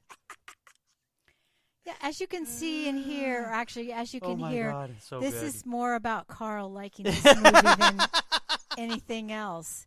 He's getting his endorphins right now. Oh, so fun. Oh, this movie's great. Okay, so let's go on. The road to Florida, Senator Keeley tries to shake the tail Right. by making an exit at the last minute. Yeah. So Armand is now instructing Albert how to shake hands like a man. Albert runs up to Armand and says, Armand Goldman, you old so-and-so. How about those dolphins? You old so-and-so. And so he looks at Armand and he says, Screaming Queen, Albert says. Armand instructs him to stick out your hand and straighten and tighten it. Straighten and tighten and lock the wrist. Yeah, kind of thing. And then he's like, oh, what do you think? Fourth down, this and that. They start kind of going on a scenario about the Dolphins, right? Exactly. And he's like, oh, well, how did that make you feel? And then Armand goes, I don't know. Like, he literally is like, what are we talking Albert about? says, how do you think I feel? Betrayed? Bewildered? Yeah. Wrong response, and he says, I'm not sure. Take it from the top. Just take it from the top. Oh, this is exciting. Yeah. Because they're not into sports. No, it's just like, it's just like, oh, wow, okay. Yeah, go ahead. I'm sorry. So trying to be tough men, Armand gets in a fight with a man when Albert accidentally runs into him. He's insulted him. And Albert gets him home, and so what was this man about? Okay, first of all, it's this big, older man. And of course, he's like, because he actually bumped into it, and he's like, hey, take it easy. Oh, he was sitting down, Yeah, right? he was sitting down eating his lunch. So, hey, take it. No, it's okay. It's like, and then, of course, Robin Williams gets all chesty. Yeah, because he wants to say, we're men. Yeah, we're men. So he's getting into the role. He's like, what are you going to do about it, right? He's like, whoa, what do you, like, even the guy's like, whoa, what's your problem? Yeah, exactly. He's It like, shouldn't be escalating like this. Why are you being such a prick? Or he's like, why are you a prick? And then, of course, the guy stands up, he's like 6 foot, like something way up, right, way up, and he's all tough kazungas. Like, he's like, what is that? Like, it's just like something from like the 60s. Of course, he gets punched in the face, but then of course, the next scene is him walking down the street. He's got a bag of ice on his face, and then the reaction is like, "Oh, you were brave and heroic." So when Albert leaves the room, so they get home, they got ice on his head, and Albert's comforting him, right? Right. And then when Albert leaves the room to get more ice, Val sees Agador in a thong bikini by the pool and asks Armand if he can hire a straight maid for the night. So this is South Beach. There are no straight maids in there. And then he has more bad news for Val. He told Albert he could stay. Yeah. Okay. And Val's very unhappy about it. Armand says they can get away with Albert being his uncle if they had a woman to be his mother. Right. And so Armand suggests that they ask Val's biological mother to come. And Albert objects, but Armand decides to call her. Right, and this is where Albert gets jealous. Okay. So Armand and Albert drive over to Val's mother's office. Yeah, she is in, I think, I'm trying to remember where it is. It's I'm sorry, go ahead. It's a city or two away. It's a little ways off. I think she's in St. Petersburg. I could be wrong. No, go ahead. So they ask for Catherine Archer. That's her name. Yes. And the reception tells them to go right in. Yeah, she owns a women's gym. Yeah, it's like it's an all women's exercise. It's an all women's gym. Yeah. Armand goes in alone. And Catherine is sitting behind a glass desk in a corner office overlooking some view. It's overlooking the bay. Okay. Yeah, it's beautiful. They greet each other. She was able to start her business with the money he gave her, and Armand tells her Val's getting married. Now, actually, Albert was not in with her. No, Albert was upset because he was in the lobby. He was in the lobby waiting, and of course he's tripping out. Now this is where the plot, well, not the plot thickens, but this is where you understand how a gay man had a son. Yeah. Okay. So she asks, "How old is he?" She didn't even know. No, because when she said that the money, basically, Armand gave her a chunk of money and bought Val off of her. And then that money she used to start her gym, which now they're both successful. Yep. And so he says, for the first time in his life, Val needs her. She cancels her appointments for the evening. And as Albert is waiting in the lobby, they are drinking champagne and singing and reminiscing. And she's getting a little handsy with Armand. Yeah, because I think there's still an attraction to Armand. Yes. And Albert bursts into her office because he's tired of waiting because it's been a long time. Oh, you're passing up all the funny stuff. Okay, go ahead. Okay, so first of all, there she is waiting. There's Albert. Either way, there's Albert waiting in the thing, and she's just like, Albert's just kind of just doing the nervous knee shaking and just kind of the awkward sitting because obviously that couch is very uncomfortable. Just looking at it doesn't look comfortable, and of course he's getting upset. Now there's her. I've noticed that she has a lot of male mannerisms. She's getting the champagne, putting it between her legs, and just corking it off. And of course, oh, you're talking about Catherine. Catherine, right? Yeah. There's Catherine, and she's very aggressive. She's a very aggressive, very aggressive woman. So she's sitting there going like, this is how they met. It's like, yeah, remember that because they were how they met. They were in a play together on Broadway. So they're talking about, do you still remember the dance steps? And like, yeah. So they started doing the dances. They're kind of playing nostalgia here. Yes. So they're kind of doing their dance steps, all that kind of stuff. And then she talks about how she paid $20 because she was very attracted to Armand. Yes. And she paid the doorman $20 to let her in his dressing room. Okay. And then of course, and he was obviously gay, and he just goes like this. He goes, yeah, I was kind of seeing what all the straight men were talking about, this kind of stuff. So basically, and then they talk about the times and how long, which is weird, but okay. But that's the whole thing because it's part of their little cheers thing, and they're just kind of having a good time. And of course, there's Armand on the couch, and he's sitting there because he's exhausted because probably haven't danced in a while, so he's doing that. And next thing you know, she's like, "Oh, look at this gold and on the chest, the hair, all that kind of stuff." And it looks like she's trying to seduce him again. Exactly. Trying to seduce it again, and he just like all getting all ticklish and kind of stuff. Look at that hair, yeah, like whatever. So sure enough, she has her hands on his chest, kind of tickling him a little bit on the stomach, and Albert barges in, and sure enough, she sees them together, and she, of course, Albert in Albert fashion, he just walks out. Yep, storms out of the office. And out into the street, and he gets into the car, and First of all, it's a very cool I think it's a 58 Corvette. It's a classic car that you don't drive around all the time. You do not drive that car around. So that just tells me they very rarely leave the club. Leave the club, yeah. Okay. He doesn't even know how to drive it. No, he doesn't. So he's grinding gears and stomping on the brakes, and he's crying, right? Getting and over he the just emotional. leaves Armand stranded. Okay, yeah. So he has to take the bus, and he was pissed because he had to take the bus well, because it was long, beneath him. Well, and not only that, it's a long trip. Yeah, and it was from St. Petersburg. That's what it was. So, of course, going 20 miles an hour down the freeway with the parking brake. Yes. So Armand gets back to the apartment and asks if Albert is there. Right. And Agador is placing a huge crucifix on the wall. Oh, okay. We need to rewind. We missed a scene to where the crew is taking things out of the thing and putting things in. And, of course, Val's like, don't add anything because he's just mad.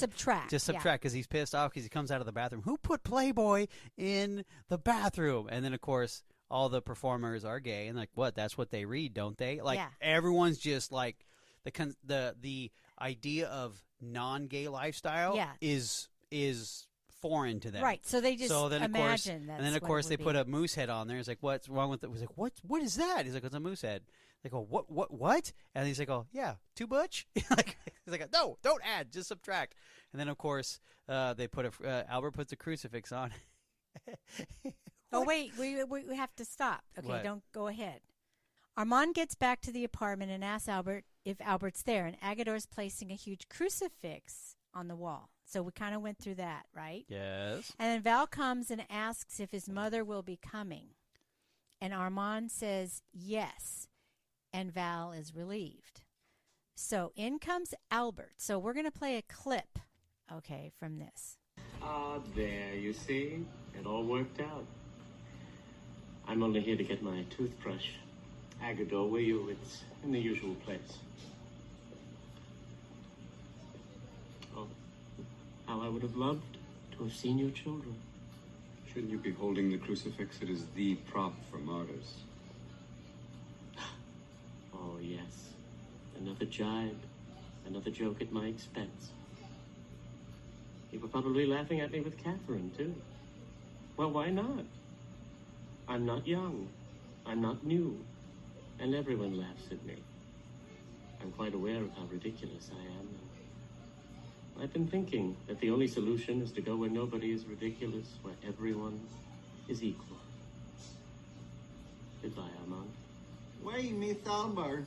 Don't forget this. Listen, I don't want you to go. My poor devoted Agador. I'm leaving you my stereo, No, my red boots, I don't want it. and my wings. Which way? My best wings. I won't need them where I'm going.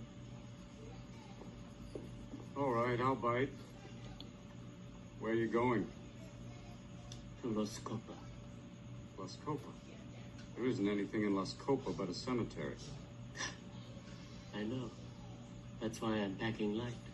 Adio. Oh, I see. You're going to the cemetery with your toothbrush. How Egyptian.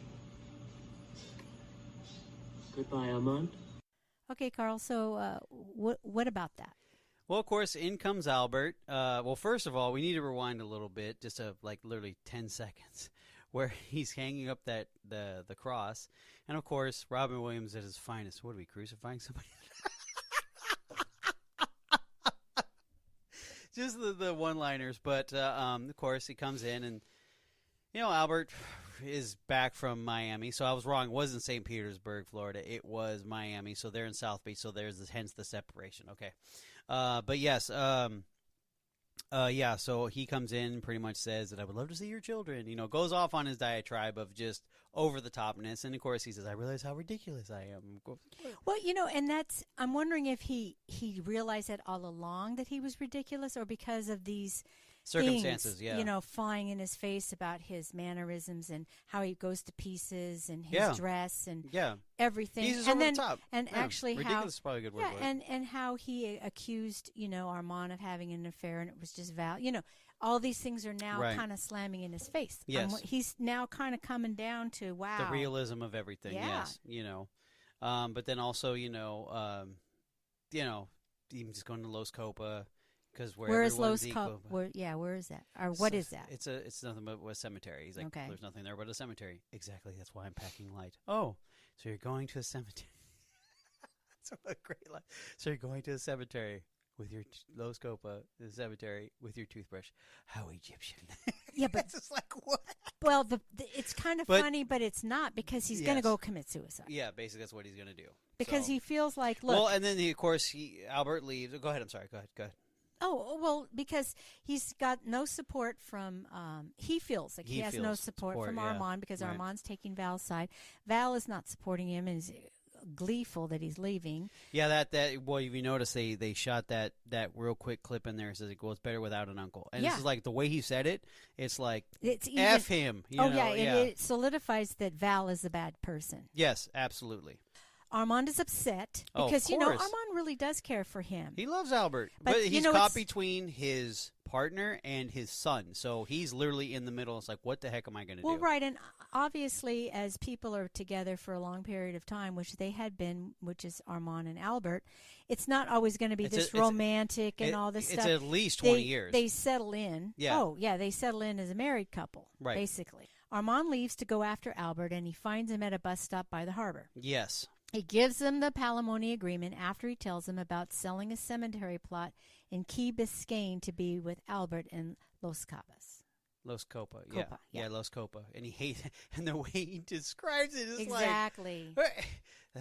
So I sold my plot in beautiful Key Biscayne, overlooking the ocean. But no, I love you so much. I sold my plot to lay right next to you and that dump.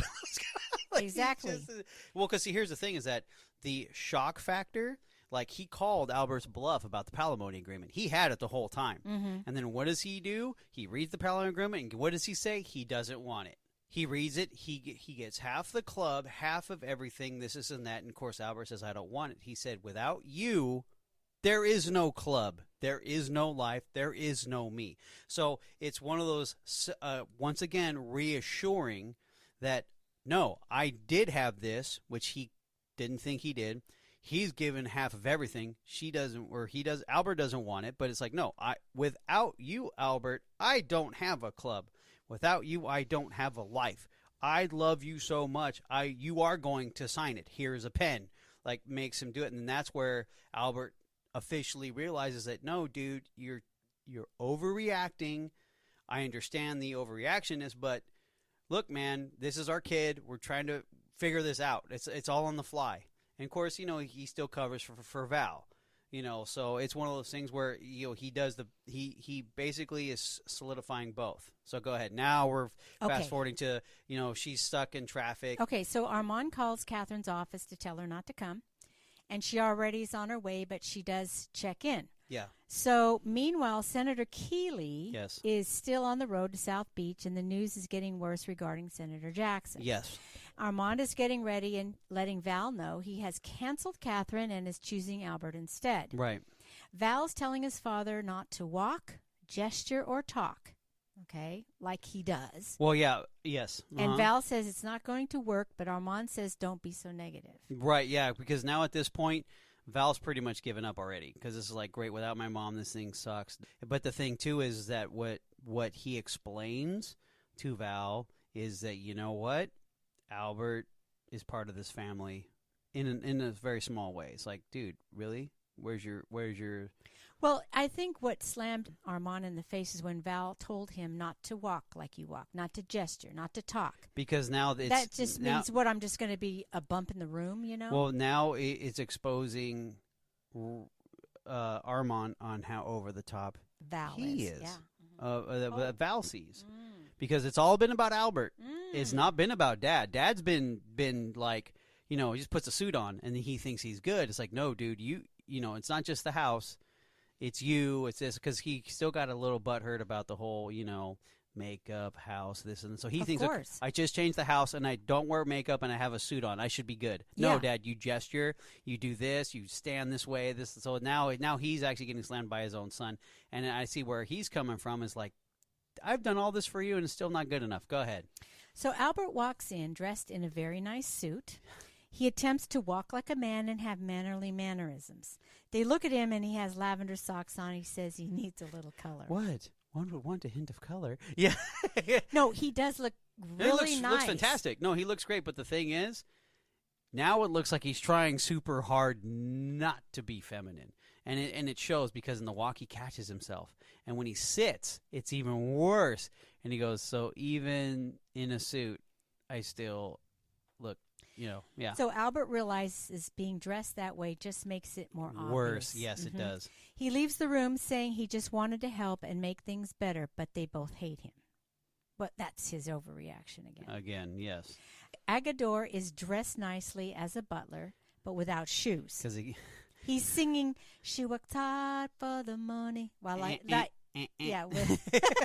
while lighting candles. And Val insists he put shoes on, but he says they make him fall down. Yeah, because he is from a village in Guatemala where they don't wear shoes. The phone rings and it's Catherine. Allegedly it's where he doesn't wear shoes. Go ahead, I'm sorry. The phone rings, it's Catherine. She wants to verify the cancellation, but Val answered the phone and says it was a mistake to come anyway. Yes. Armand is upset Val did that and is worried about Albert's feelings. So the Keeleys arrive in South Beach, and there's nothing but thongs being worn in the streets by men and women. And you see Senator Keeley kind of eyeballing the girls in the two pieces on the roller skates. So just before the Keeleys arrive at the front door, Val tells Armand, "Oh, by the way, Dad, Barbara told her parents their last name is Coleman. Yeah, it's not another Goldman." Yeah, it's another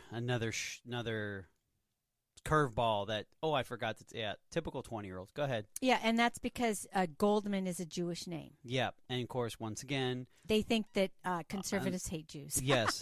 Well, they hate, because remember in that monologue before the television and the phone call, they said gays, Jews, and blacks. Okay, there you go. So little things, Mom. Agador falls abruptly right before he answers the door. Yes. He says it's the shoes. He literally slams on his face. He says his name is Spartacus as he welcomes them to the Goldman's home. Okay, so there you go. He's Spartacus, and it's the Goldman's home. So Can't be Greg, right? It's going to be Spartacus. So the introductions are made, and Val says his mother will be okay. So what is the cover up? So they say Coleman, not Goldman, right? Well, and that Spartacus is new. Yeah, Spartacus is new. It's that's a different. No, it's a different scene altogether. Yeah. So let's just go for this one. Okay. So they kind of cover it, right? Yeah, they kind of cover it up, and just then they start having drinks. Well, he says his mother will be a few minutes late. Yes. Val says because she's visiting her mother in Palm Beach. Right. Mrs. Keeley likes the fact that there's a generational contact. Yes, there is a generational contact, and of course the Nancy Drew books, and she's commenting on the decor. Yes. And Armand says it's more like a monastery than a vacation home. And Armand asks Agador Spartacus because they had to do both names. Yeah, because they forgot. It says Agador Spartacus. I mean Agador Spartacus. Yeah. And he insists on giving both. She's just stuck with Agador. I know. I don't understand. To get the champagne to celebrate, and then outside on the street in front of the club, the reporter is snooping around. So we got the National Enquirer. Yes, because they see the car. Yeah, and the driver's hanging out, sitting in a straight back chairs facing each other. This is inside the apartment. They are all having an awkward conversation about how long they've lived there in the area. And the senator requests scotch if they have it. Right. Okay. They hear Albert's laughter in the background and Hello. say it's the dog Piranha. And and Agador it's worse. Piranha the dog. And Agador pops the champagne bottle and scares everyone. Right. And Catherine is stuck waiting for a drawbridge to come down. And it's very late, and she calls and leaves a message on the machine to start dinner without her. Right. And it's kind of playing in the background as they're having this very awkward conversation. Yeah. Okay, so they talk about inane stuff like driving down from D.C. in the foliage. Yeah, and he goes in that drawing speech, and like you can see Robin Williams. This is Senator Keeley's talking about. Senator Keeley's like, you see the leaves change and the foliage, and going from green to red, and all the colors. So it's just like it's really there's Robin Williams or there's Armand just like kill me now. Well, they all are, and the funniest thing is that's another hit at what people think conservatives. Yeah, exactly. That's all they talk about is the foliage. Yeah, or the weather or something, right? Yeah. The pressure's mounting on Armand, and he leaves the room with Val right behind him. The senator's sensing something is weird with the butler and Armand, but can't put his finger on it. Okay? Yeah, I can't put my finger on it. And so Barbara insists there's nothing wrong. There's nothing wrong. You always think something. Yeah. Oh my gosh. So Mrs. Keeley thinks the mother doesn't want to be with them because of the Jackson scandal. She says, "Oh, that's why she's not here." Right. Right. Armand and Val say they'll wait 30 minutes, then start without her. And then comes because here's the thing, Armand's also sweating profusely because he's so nervous, and it's just like he's like, oh my God, how could everything go wrong so quick? Go ahead, real quick. I'm sorry. In that thing we're talking about, that they literally are trying not to laugh doing that scene. Oh, really? Yeah, in the real life? In the real movie, you can see they're going like they start laughing like, oh no, stop it, we can do this. Like, yeah, it's funny. Then all of a sudden, in comes Mrs. Coleman, who is Albert dressed as a woman. Dressed just like Barbara Bush. Okay, so let's hear this clip, okay? Here I am. Oh, please forgive me for being so late, but the traffic was unbelievable. Senator Keeley, Mrs. Keeley, I'm so happy to meet you at last. Oh, you must be Barbara. What a pretty child. Come here and give me a hug. Oh, don't be afraid. Oh, how adorable. She's shy. Well, it's so nice to meet you, Mrs. Coleman. Goldman? I thought the D was silent. It is pronounced Coleman, isn't it? We've had some confusion. Oh, yes, Coleman. The D is silent in America. It's Col du Lomont or Col of the Isle of Man in France, where Armand's chateau is, and Coldman in Greece, where Armand's work is, and finally the vulgar Coleman in Florida, where Armand's home is. So actually, we don't know where we are until we hear our last name pronounced. Oh, that explains it. At last. Okay, so what do you think about that? All right, so basically everything they set up about the last name just got derailed. But she comes in with a gray wig, a gray wig, pearl earrings, pearl necklace, like. She does look more like a Barbara Bush. She looks just like Barbara Bush. She's got the pink old woman low skirt suit with the like peach pumps. Like it's just like she looks like a grandma dressed up for her Sunday best, right? In 1970, But the thing is, that all breaks down. You see, like, oh well, here it all is. Da da da da. But go ahead. I'm sorry. No, that's okay. That's okay. So the scene cuts away to the newsroom where the news team see a video that has the solo reporter in the back of the senator's house. He's a reporter for the National Enquirer, which we said, and they seem to think he should get this story to the national news. Right.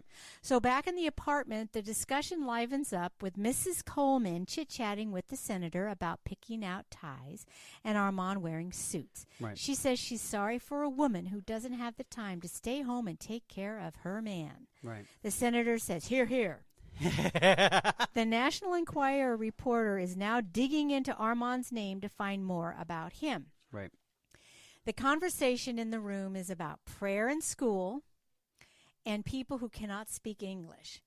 Agador comes in and sees Mrs. Coleman and bursts out into laughter because he didn't prior know. No, they did not know. Yeah, Okay? This is a little shock.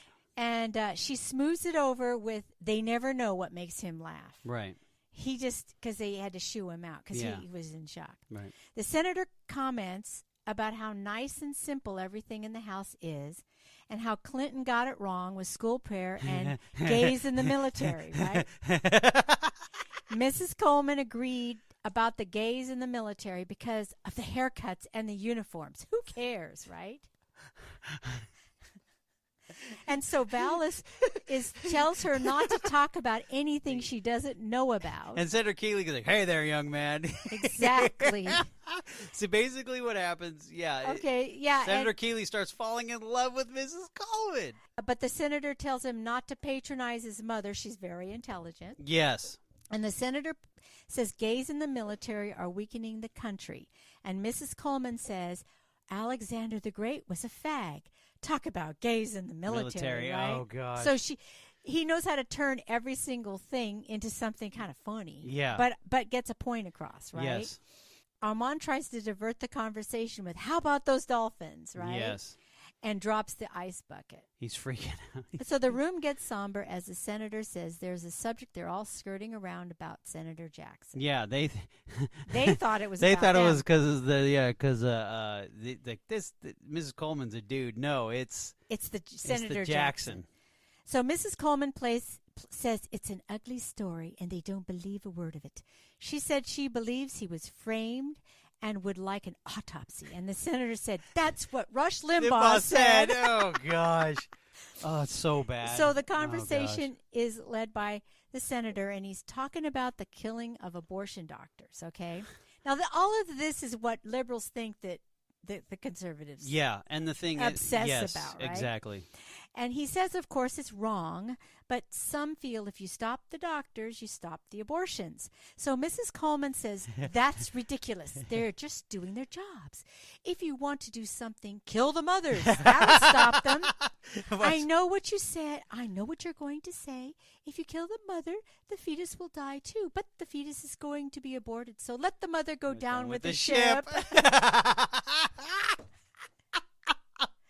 So Armand takes Mrs. Coleman out of the room, and Val tries to say she's just following through a thought to its logical end.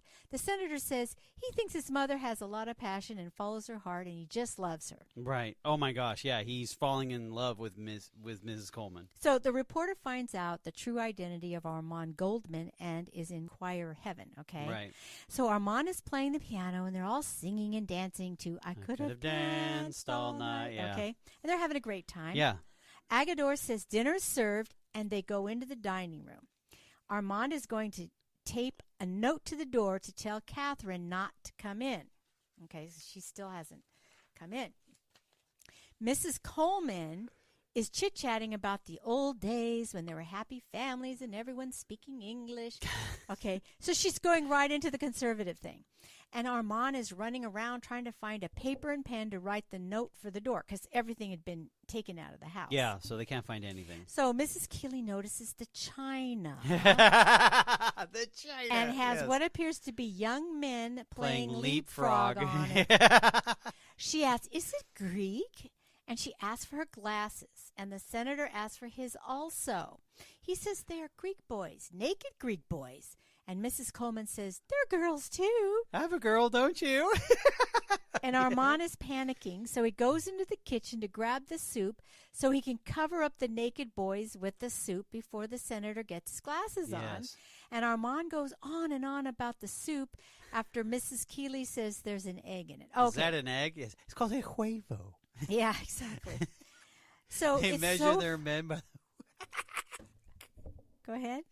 He's all they said something in Guatemala. Like he comes up with this thing. If I can remember correctly, he said, "Yeah, in Guatemala, it's a native Guatemalan dish. Like trying to make it all fancy and stuff. It's called a huevo, right?" And he goes like, "In Guatemala, they measure the goodness of a woman by the size of their hens, and then they measure the men by the size of their cocks." And because he's all, excuse me, because they're thinking roosters. Yeah, but he didn't say roosters. Exactly. Yes. He caught himself and he left. Go ahead. So Mrs. Coleman asks where they were staying, and Mrs. Keeley said on Fisher Island with the Jeb Bushes. So Mrs. Coleman goes on about how her parents lived on Fisher Island until they died. Of course, earlier the Keeleys were told she was visiting her parents in Palm Beach. So Mrs. Coleman made up something to cover her statement. Right. Okay. So it doesn't matter what happens, Mrs. Coleman / Albert is able to pivot every single time. And the senator buys it hook, line, and sinker. Yes. So Armand's in the kitchen with Agador and Val, and Agador only made soup and no entree. No, the soup was supposed to be an entree. That's why, because when he ran out, he said, "You forgot the shrimp." Yes. But then you come to find out, Agador doesn't know how to cook. No, he doesn't. No. They're having a major meltdown in the kitchen. So outside, a news van is approaching the club, and they spot the senator's car. Val puts the note for Catherine on the gate to the house, but the reporter takes it off. Right. Upstairs, Val assures Armand the note is on the gate, and Mrs. Coleman says, let's take the coffee in the living room. She takes the wine bottle because she's been drinking. A lot. Okay. The news crew is on the street bribing the limo driver to tell them who he was driving, and Catherine is approaching the entrance to the apartment. The question is asked, what do the Keeleys think of them getting married? Right. So the senator hears noise and says it's coming from downstairs. And Mrs. Keeley thinks it must be coming from the club on the corner.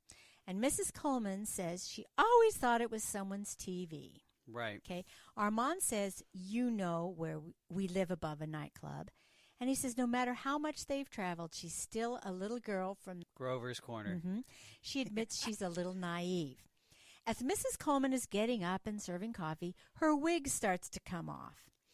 Barbara tries to get her to go to the bathroom with her, and so does Armand and Val. So while they're out of the room, the senator and Mrs. Keeley start talking about all the things that have been weird that night. Start arguing. The senator thinks he knows why. His theory is Mrs. Coleman is a small-town girl, and Armand is a pretentious European, the worst kind. His cold whatever name and his decadent China, Aristotle Onassis, the French, and especially Mitterrand. The English, not Margaret Thatcher, of course. And he thinks Armand has someone on the side. Right. And Mrs. Coleman can't handle his European traditions. Mrs. Keeley says he's rambling. The senator's working himself up against Armand and feeling sorry for Mrs. Coleman. Yeah. The rest of them are in the bedroom trying to get Mrs. Coleman's wig back on. And the senator and Mrs. Keeley are having an argument over why he didn't feel this way about Mrs. Jackson. He said she was an insensitive cow, and Mrs. Coleman is a lady. Yeah, because then you see the jealousy kick in from Mrs. Keeley, because it's like, you love, what? Like, yeah. Okay. So the doorbell rings. Right. A woman is banging on the door, and the Keeleys ask who it is, and she says she's Catherine Goldman, Val's mother. Dun, dun, dun. So Agador lets her in, and she formally introduces herself and is glad to meet them. So now they're really confused, Now right? now they're screwed. Yeah. Armand, Val, Barbara, and Mrs. Coleman come from the bedroom and see Catherine and the Keeleys in the entryway. And the senator demands to know how many mothers Val has. Yeah. Val says only one, this one, and he removes the wig from Albert. Right. He says that his father owns the nightclub downstairs and his other is the star. Val says he and Barbara lied to them and everyone else helped them to lie. Armand takes Albert's hand and introduces him as his wife and Catherine as the woman who gave birth to Val. Gave birth to me, yeah. So the Keeleys are in shock trying to process what's going on. Mrs. Keeley asks Barbara about all this information, and Barbara confirms there's no cultural attaché, but a nightclub owner, and their name is Goldman, not Coleman. The senator cannot process it all. He has to be told over and over again that Mrs. Coleman is a man, dude, yeah. and they are two men, not a man and a woman. Right. So I understand. Albert says to the senator he meant everything he said about family values and that it was still just her. There were only one tiny difference. Well, not tiny. The senator still doesn't understand. Mrs. Keeley says she will explain it in the car, and she tells Barbara to come, but she says she's not. Barbara says she's not coming. Mrs. Keeley says, "Please don't do this to me. I may not be as vulnerable as Mrs. Coleman, but I have feelings. Someone needs to like me best." Right. So the senator is insisting Barbara go with them and lists the reasons, okay? Right. 1, he made his wife cry. Yeah. 2, he's up In the for middle of a re-election. re-election. 3, he's in the middle of a scandal. Yeah. And 4, he's in the home of a gay couple who run a drag nightclub. Right. I know you want to get married, but how many lives do you have to ruin to do it? Okay. Selfishness again, yeah. Barbara decides to go with her parents and says she would have really liked to be part of their family.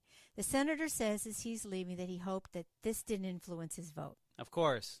As he opens the door, a flash of a Senator camera goes Keeley. off, and the National Enquirer's reporter and photographer are there asking him a question. Senator Keeley.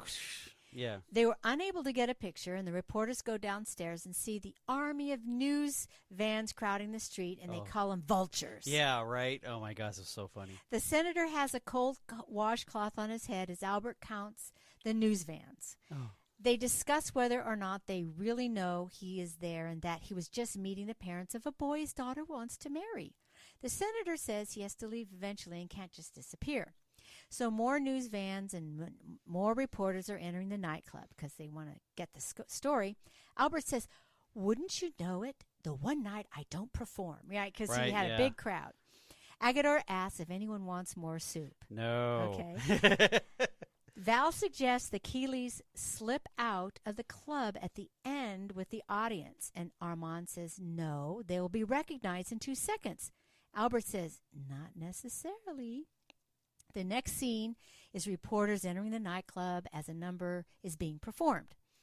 Armand announces at the end of the show, and all the girls come out singing "We Are Family." He picks out a few girls who work at the club to come with them. They go backstage. So basically, he picks out these women, men, whatever, to switch clothes. Right. Because they're different sizes, yeah. And coming down from the stage is the senator dressed in drag with Armand escorting him. Yes. Mrs. Keeley dressed with a wig and makeup, escorted by Albert in a tuxedo, and Val and Barbara in a wig and sparkly dress. I thought she looked very cute. Yeah, very 1930s. They pass through the nightclub, past the media, and out to the street where Catherine has her car ready for them. Yes. After the senator gets into Catherine's car in front of the limo driver, he says to meet him in 20 minutes on the corner of El Dorado and Palm. And he says, "Lady, not for $1 million." Right. Which is good because he was the one that sold him out twice. Yeah, yes. The last scene is Val and Barbara's wedding in a church. Oh, my God. Bob Dole is gorgeous. I know, huh? The senator's walking her down the aisle. There's a Protestant minister and a Jewish rabbi officiating. Yes. The wedding guests are looking at each other in wonderment, right? Yeah. I wonder which one's the mom. Yeah, exactly. And that really big, really older gentleman. My God, Bob Dole is gorgeous. And everyone looks over. So funny. But it was kind of cool. You know, I mean, the way that they had that creativity. Yeah, no, I mean, yeah, yes, agreed. No, this movie literally crosses bridges, and it kind of it exposes a lot of things for me with this movie. The over the topness of how that culture can be on one side, and how over the top possibly the other side is as well. So yeah, I think they were caricatures of both sides. They were. No, yeah, I mean, not every gay household is like that. With statues, with statues, things. with phallic things, and Dad's wearing a phallic gold thing. It's just like, I mean, it's just both are way over the top, but somewhere in the middle you find the humor in it all. Of course. And it's like I said, it is one of my top 5 favorite movies of all time. And I have not watched this movie in probably maybe 6 months. Oh, 6 whole months. 6 whole months. In 6 months. But I mean, I watch the movie at least a couple of times a year. Yeah, it's one of those. It's one of those to where it's like, what, if I'm having a really bad day. Yeah, you want to watch it. I want to watch it. Oh my gosh. Gee, I'm laughing now. And we cheered Carl up just by talking about it. Oh my gosh, when you told me we were going to do the Birdcage, it's like, oh yes. Well, we're going to be doing these movies that you really like. Well, no, I mean, we could do some movies that you like. I mean, I like this one too, so it's okay. Right. I mean, just as long as it's not Les Mis. Oh, everyone's like, how can you not like Les Mis? Ah. It's okay. Sorry, There's like plenty of movies to do. Plenty of other movies. That's the only one that's off the table. Yeah, and I think the majority of the movies we're going to do are more in the 80s. They're going to be the older ones at first, at least. Yeah, of course. We don't know how long this podcast is going to take us because it's a lot of work. For whom? For me. But we do have some exciting things in that we want to do, some other movies that we do. I'm excited about. Yes. But that's our, in a nutshell, with if you've made it this long through this podcast, right. I commend you. Yes. Because it's really long. But that's okay. It's fine. It's nothing wrong with long conversation and doing laundry and folding and laughing with us. That's right. And on that note, guys, we do appreciate your time. Thank you for listening to Mother on Movies. Let us know how you like it. Let us know how you feel. If you have any suggestions about movies, that would be interesting. That would be interesting as well. Of course, reach out to motheronmovies@yahoo.com. And on that note, good night, Holly. Good night, Carl.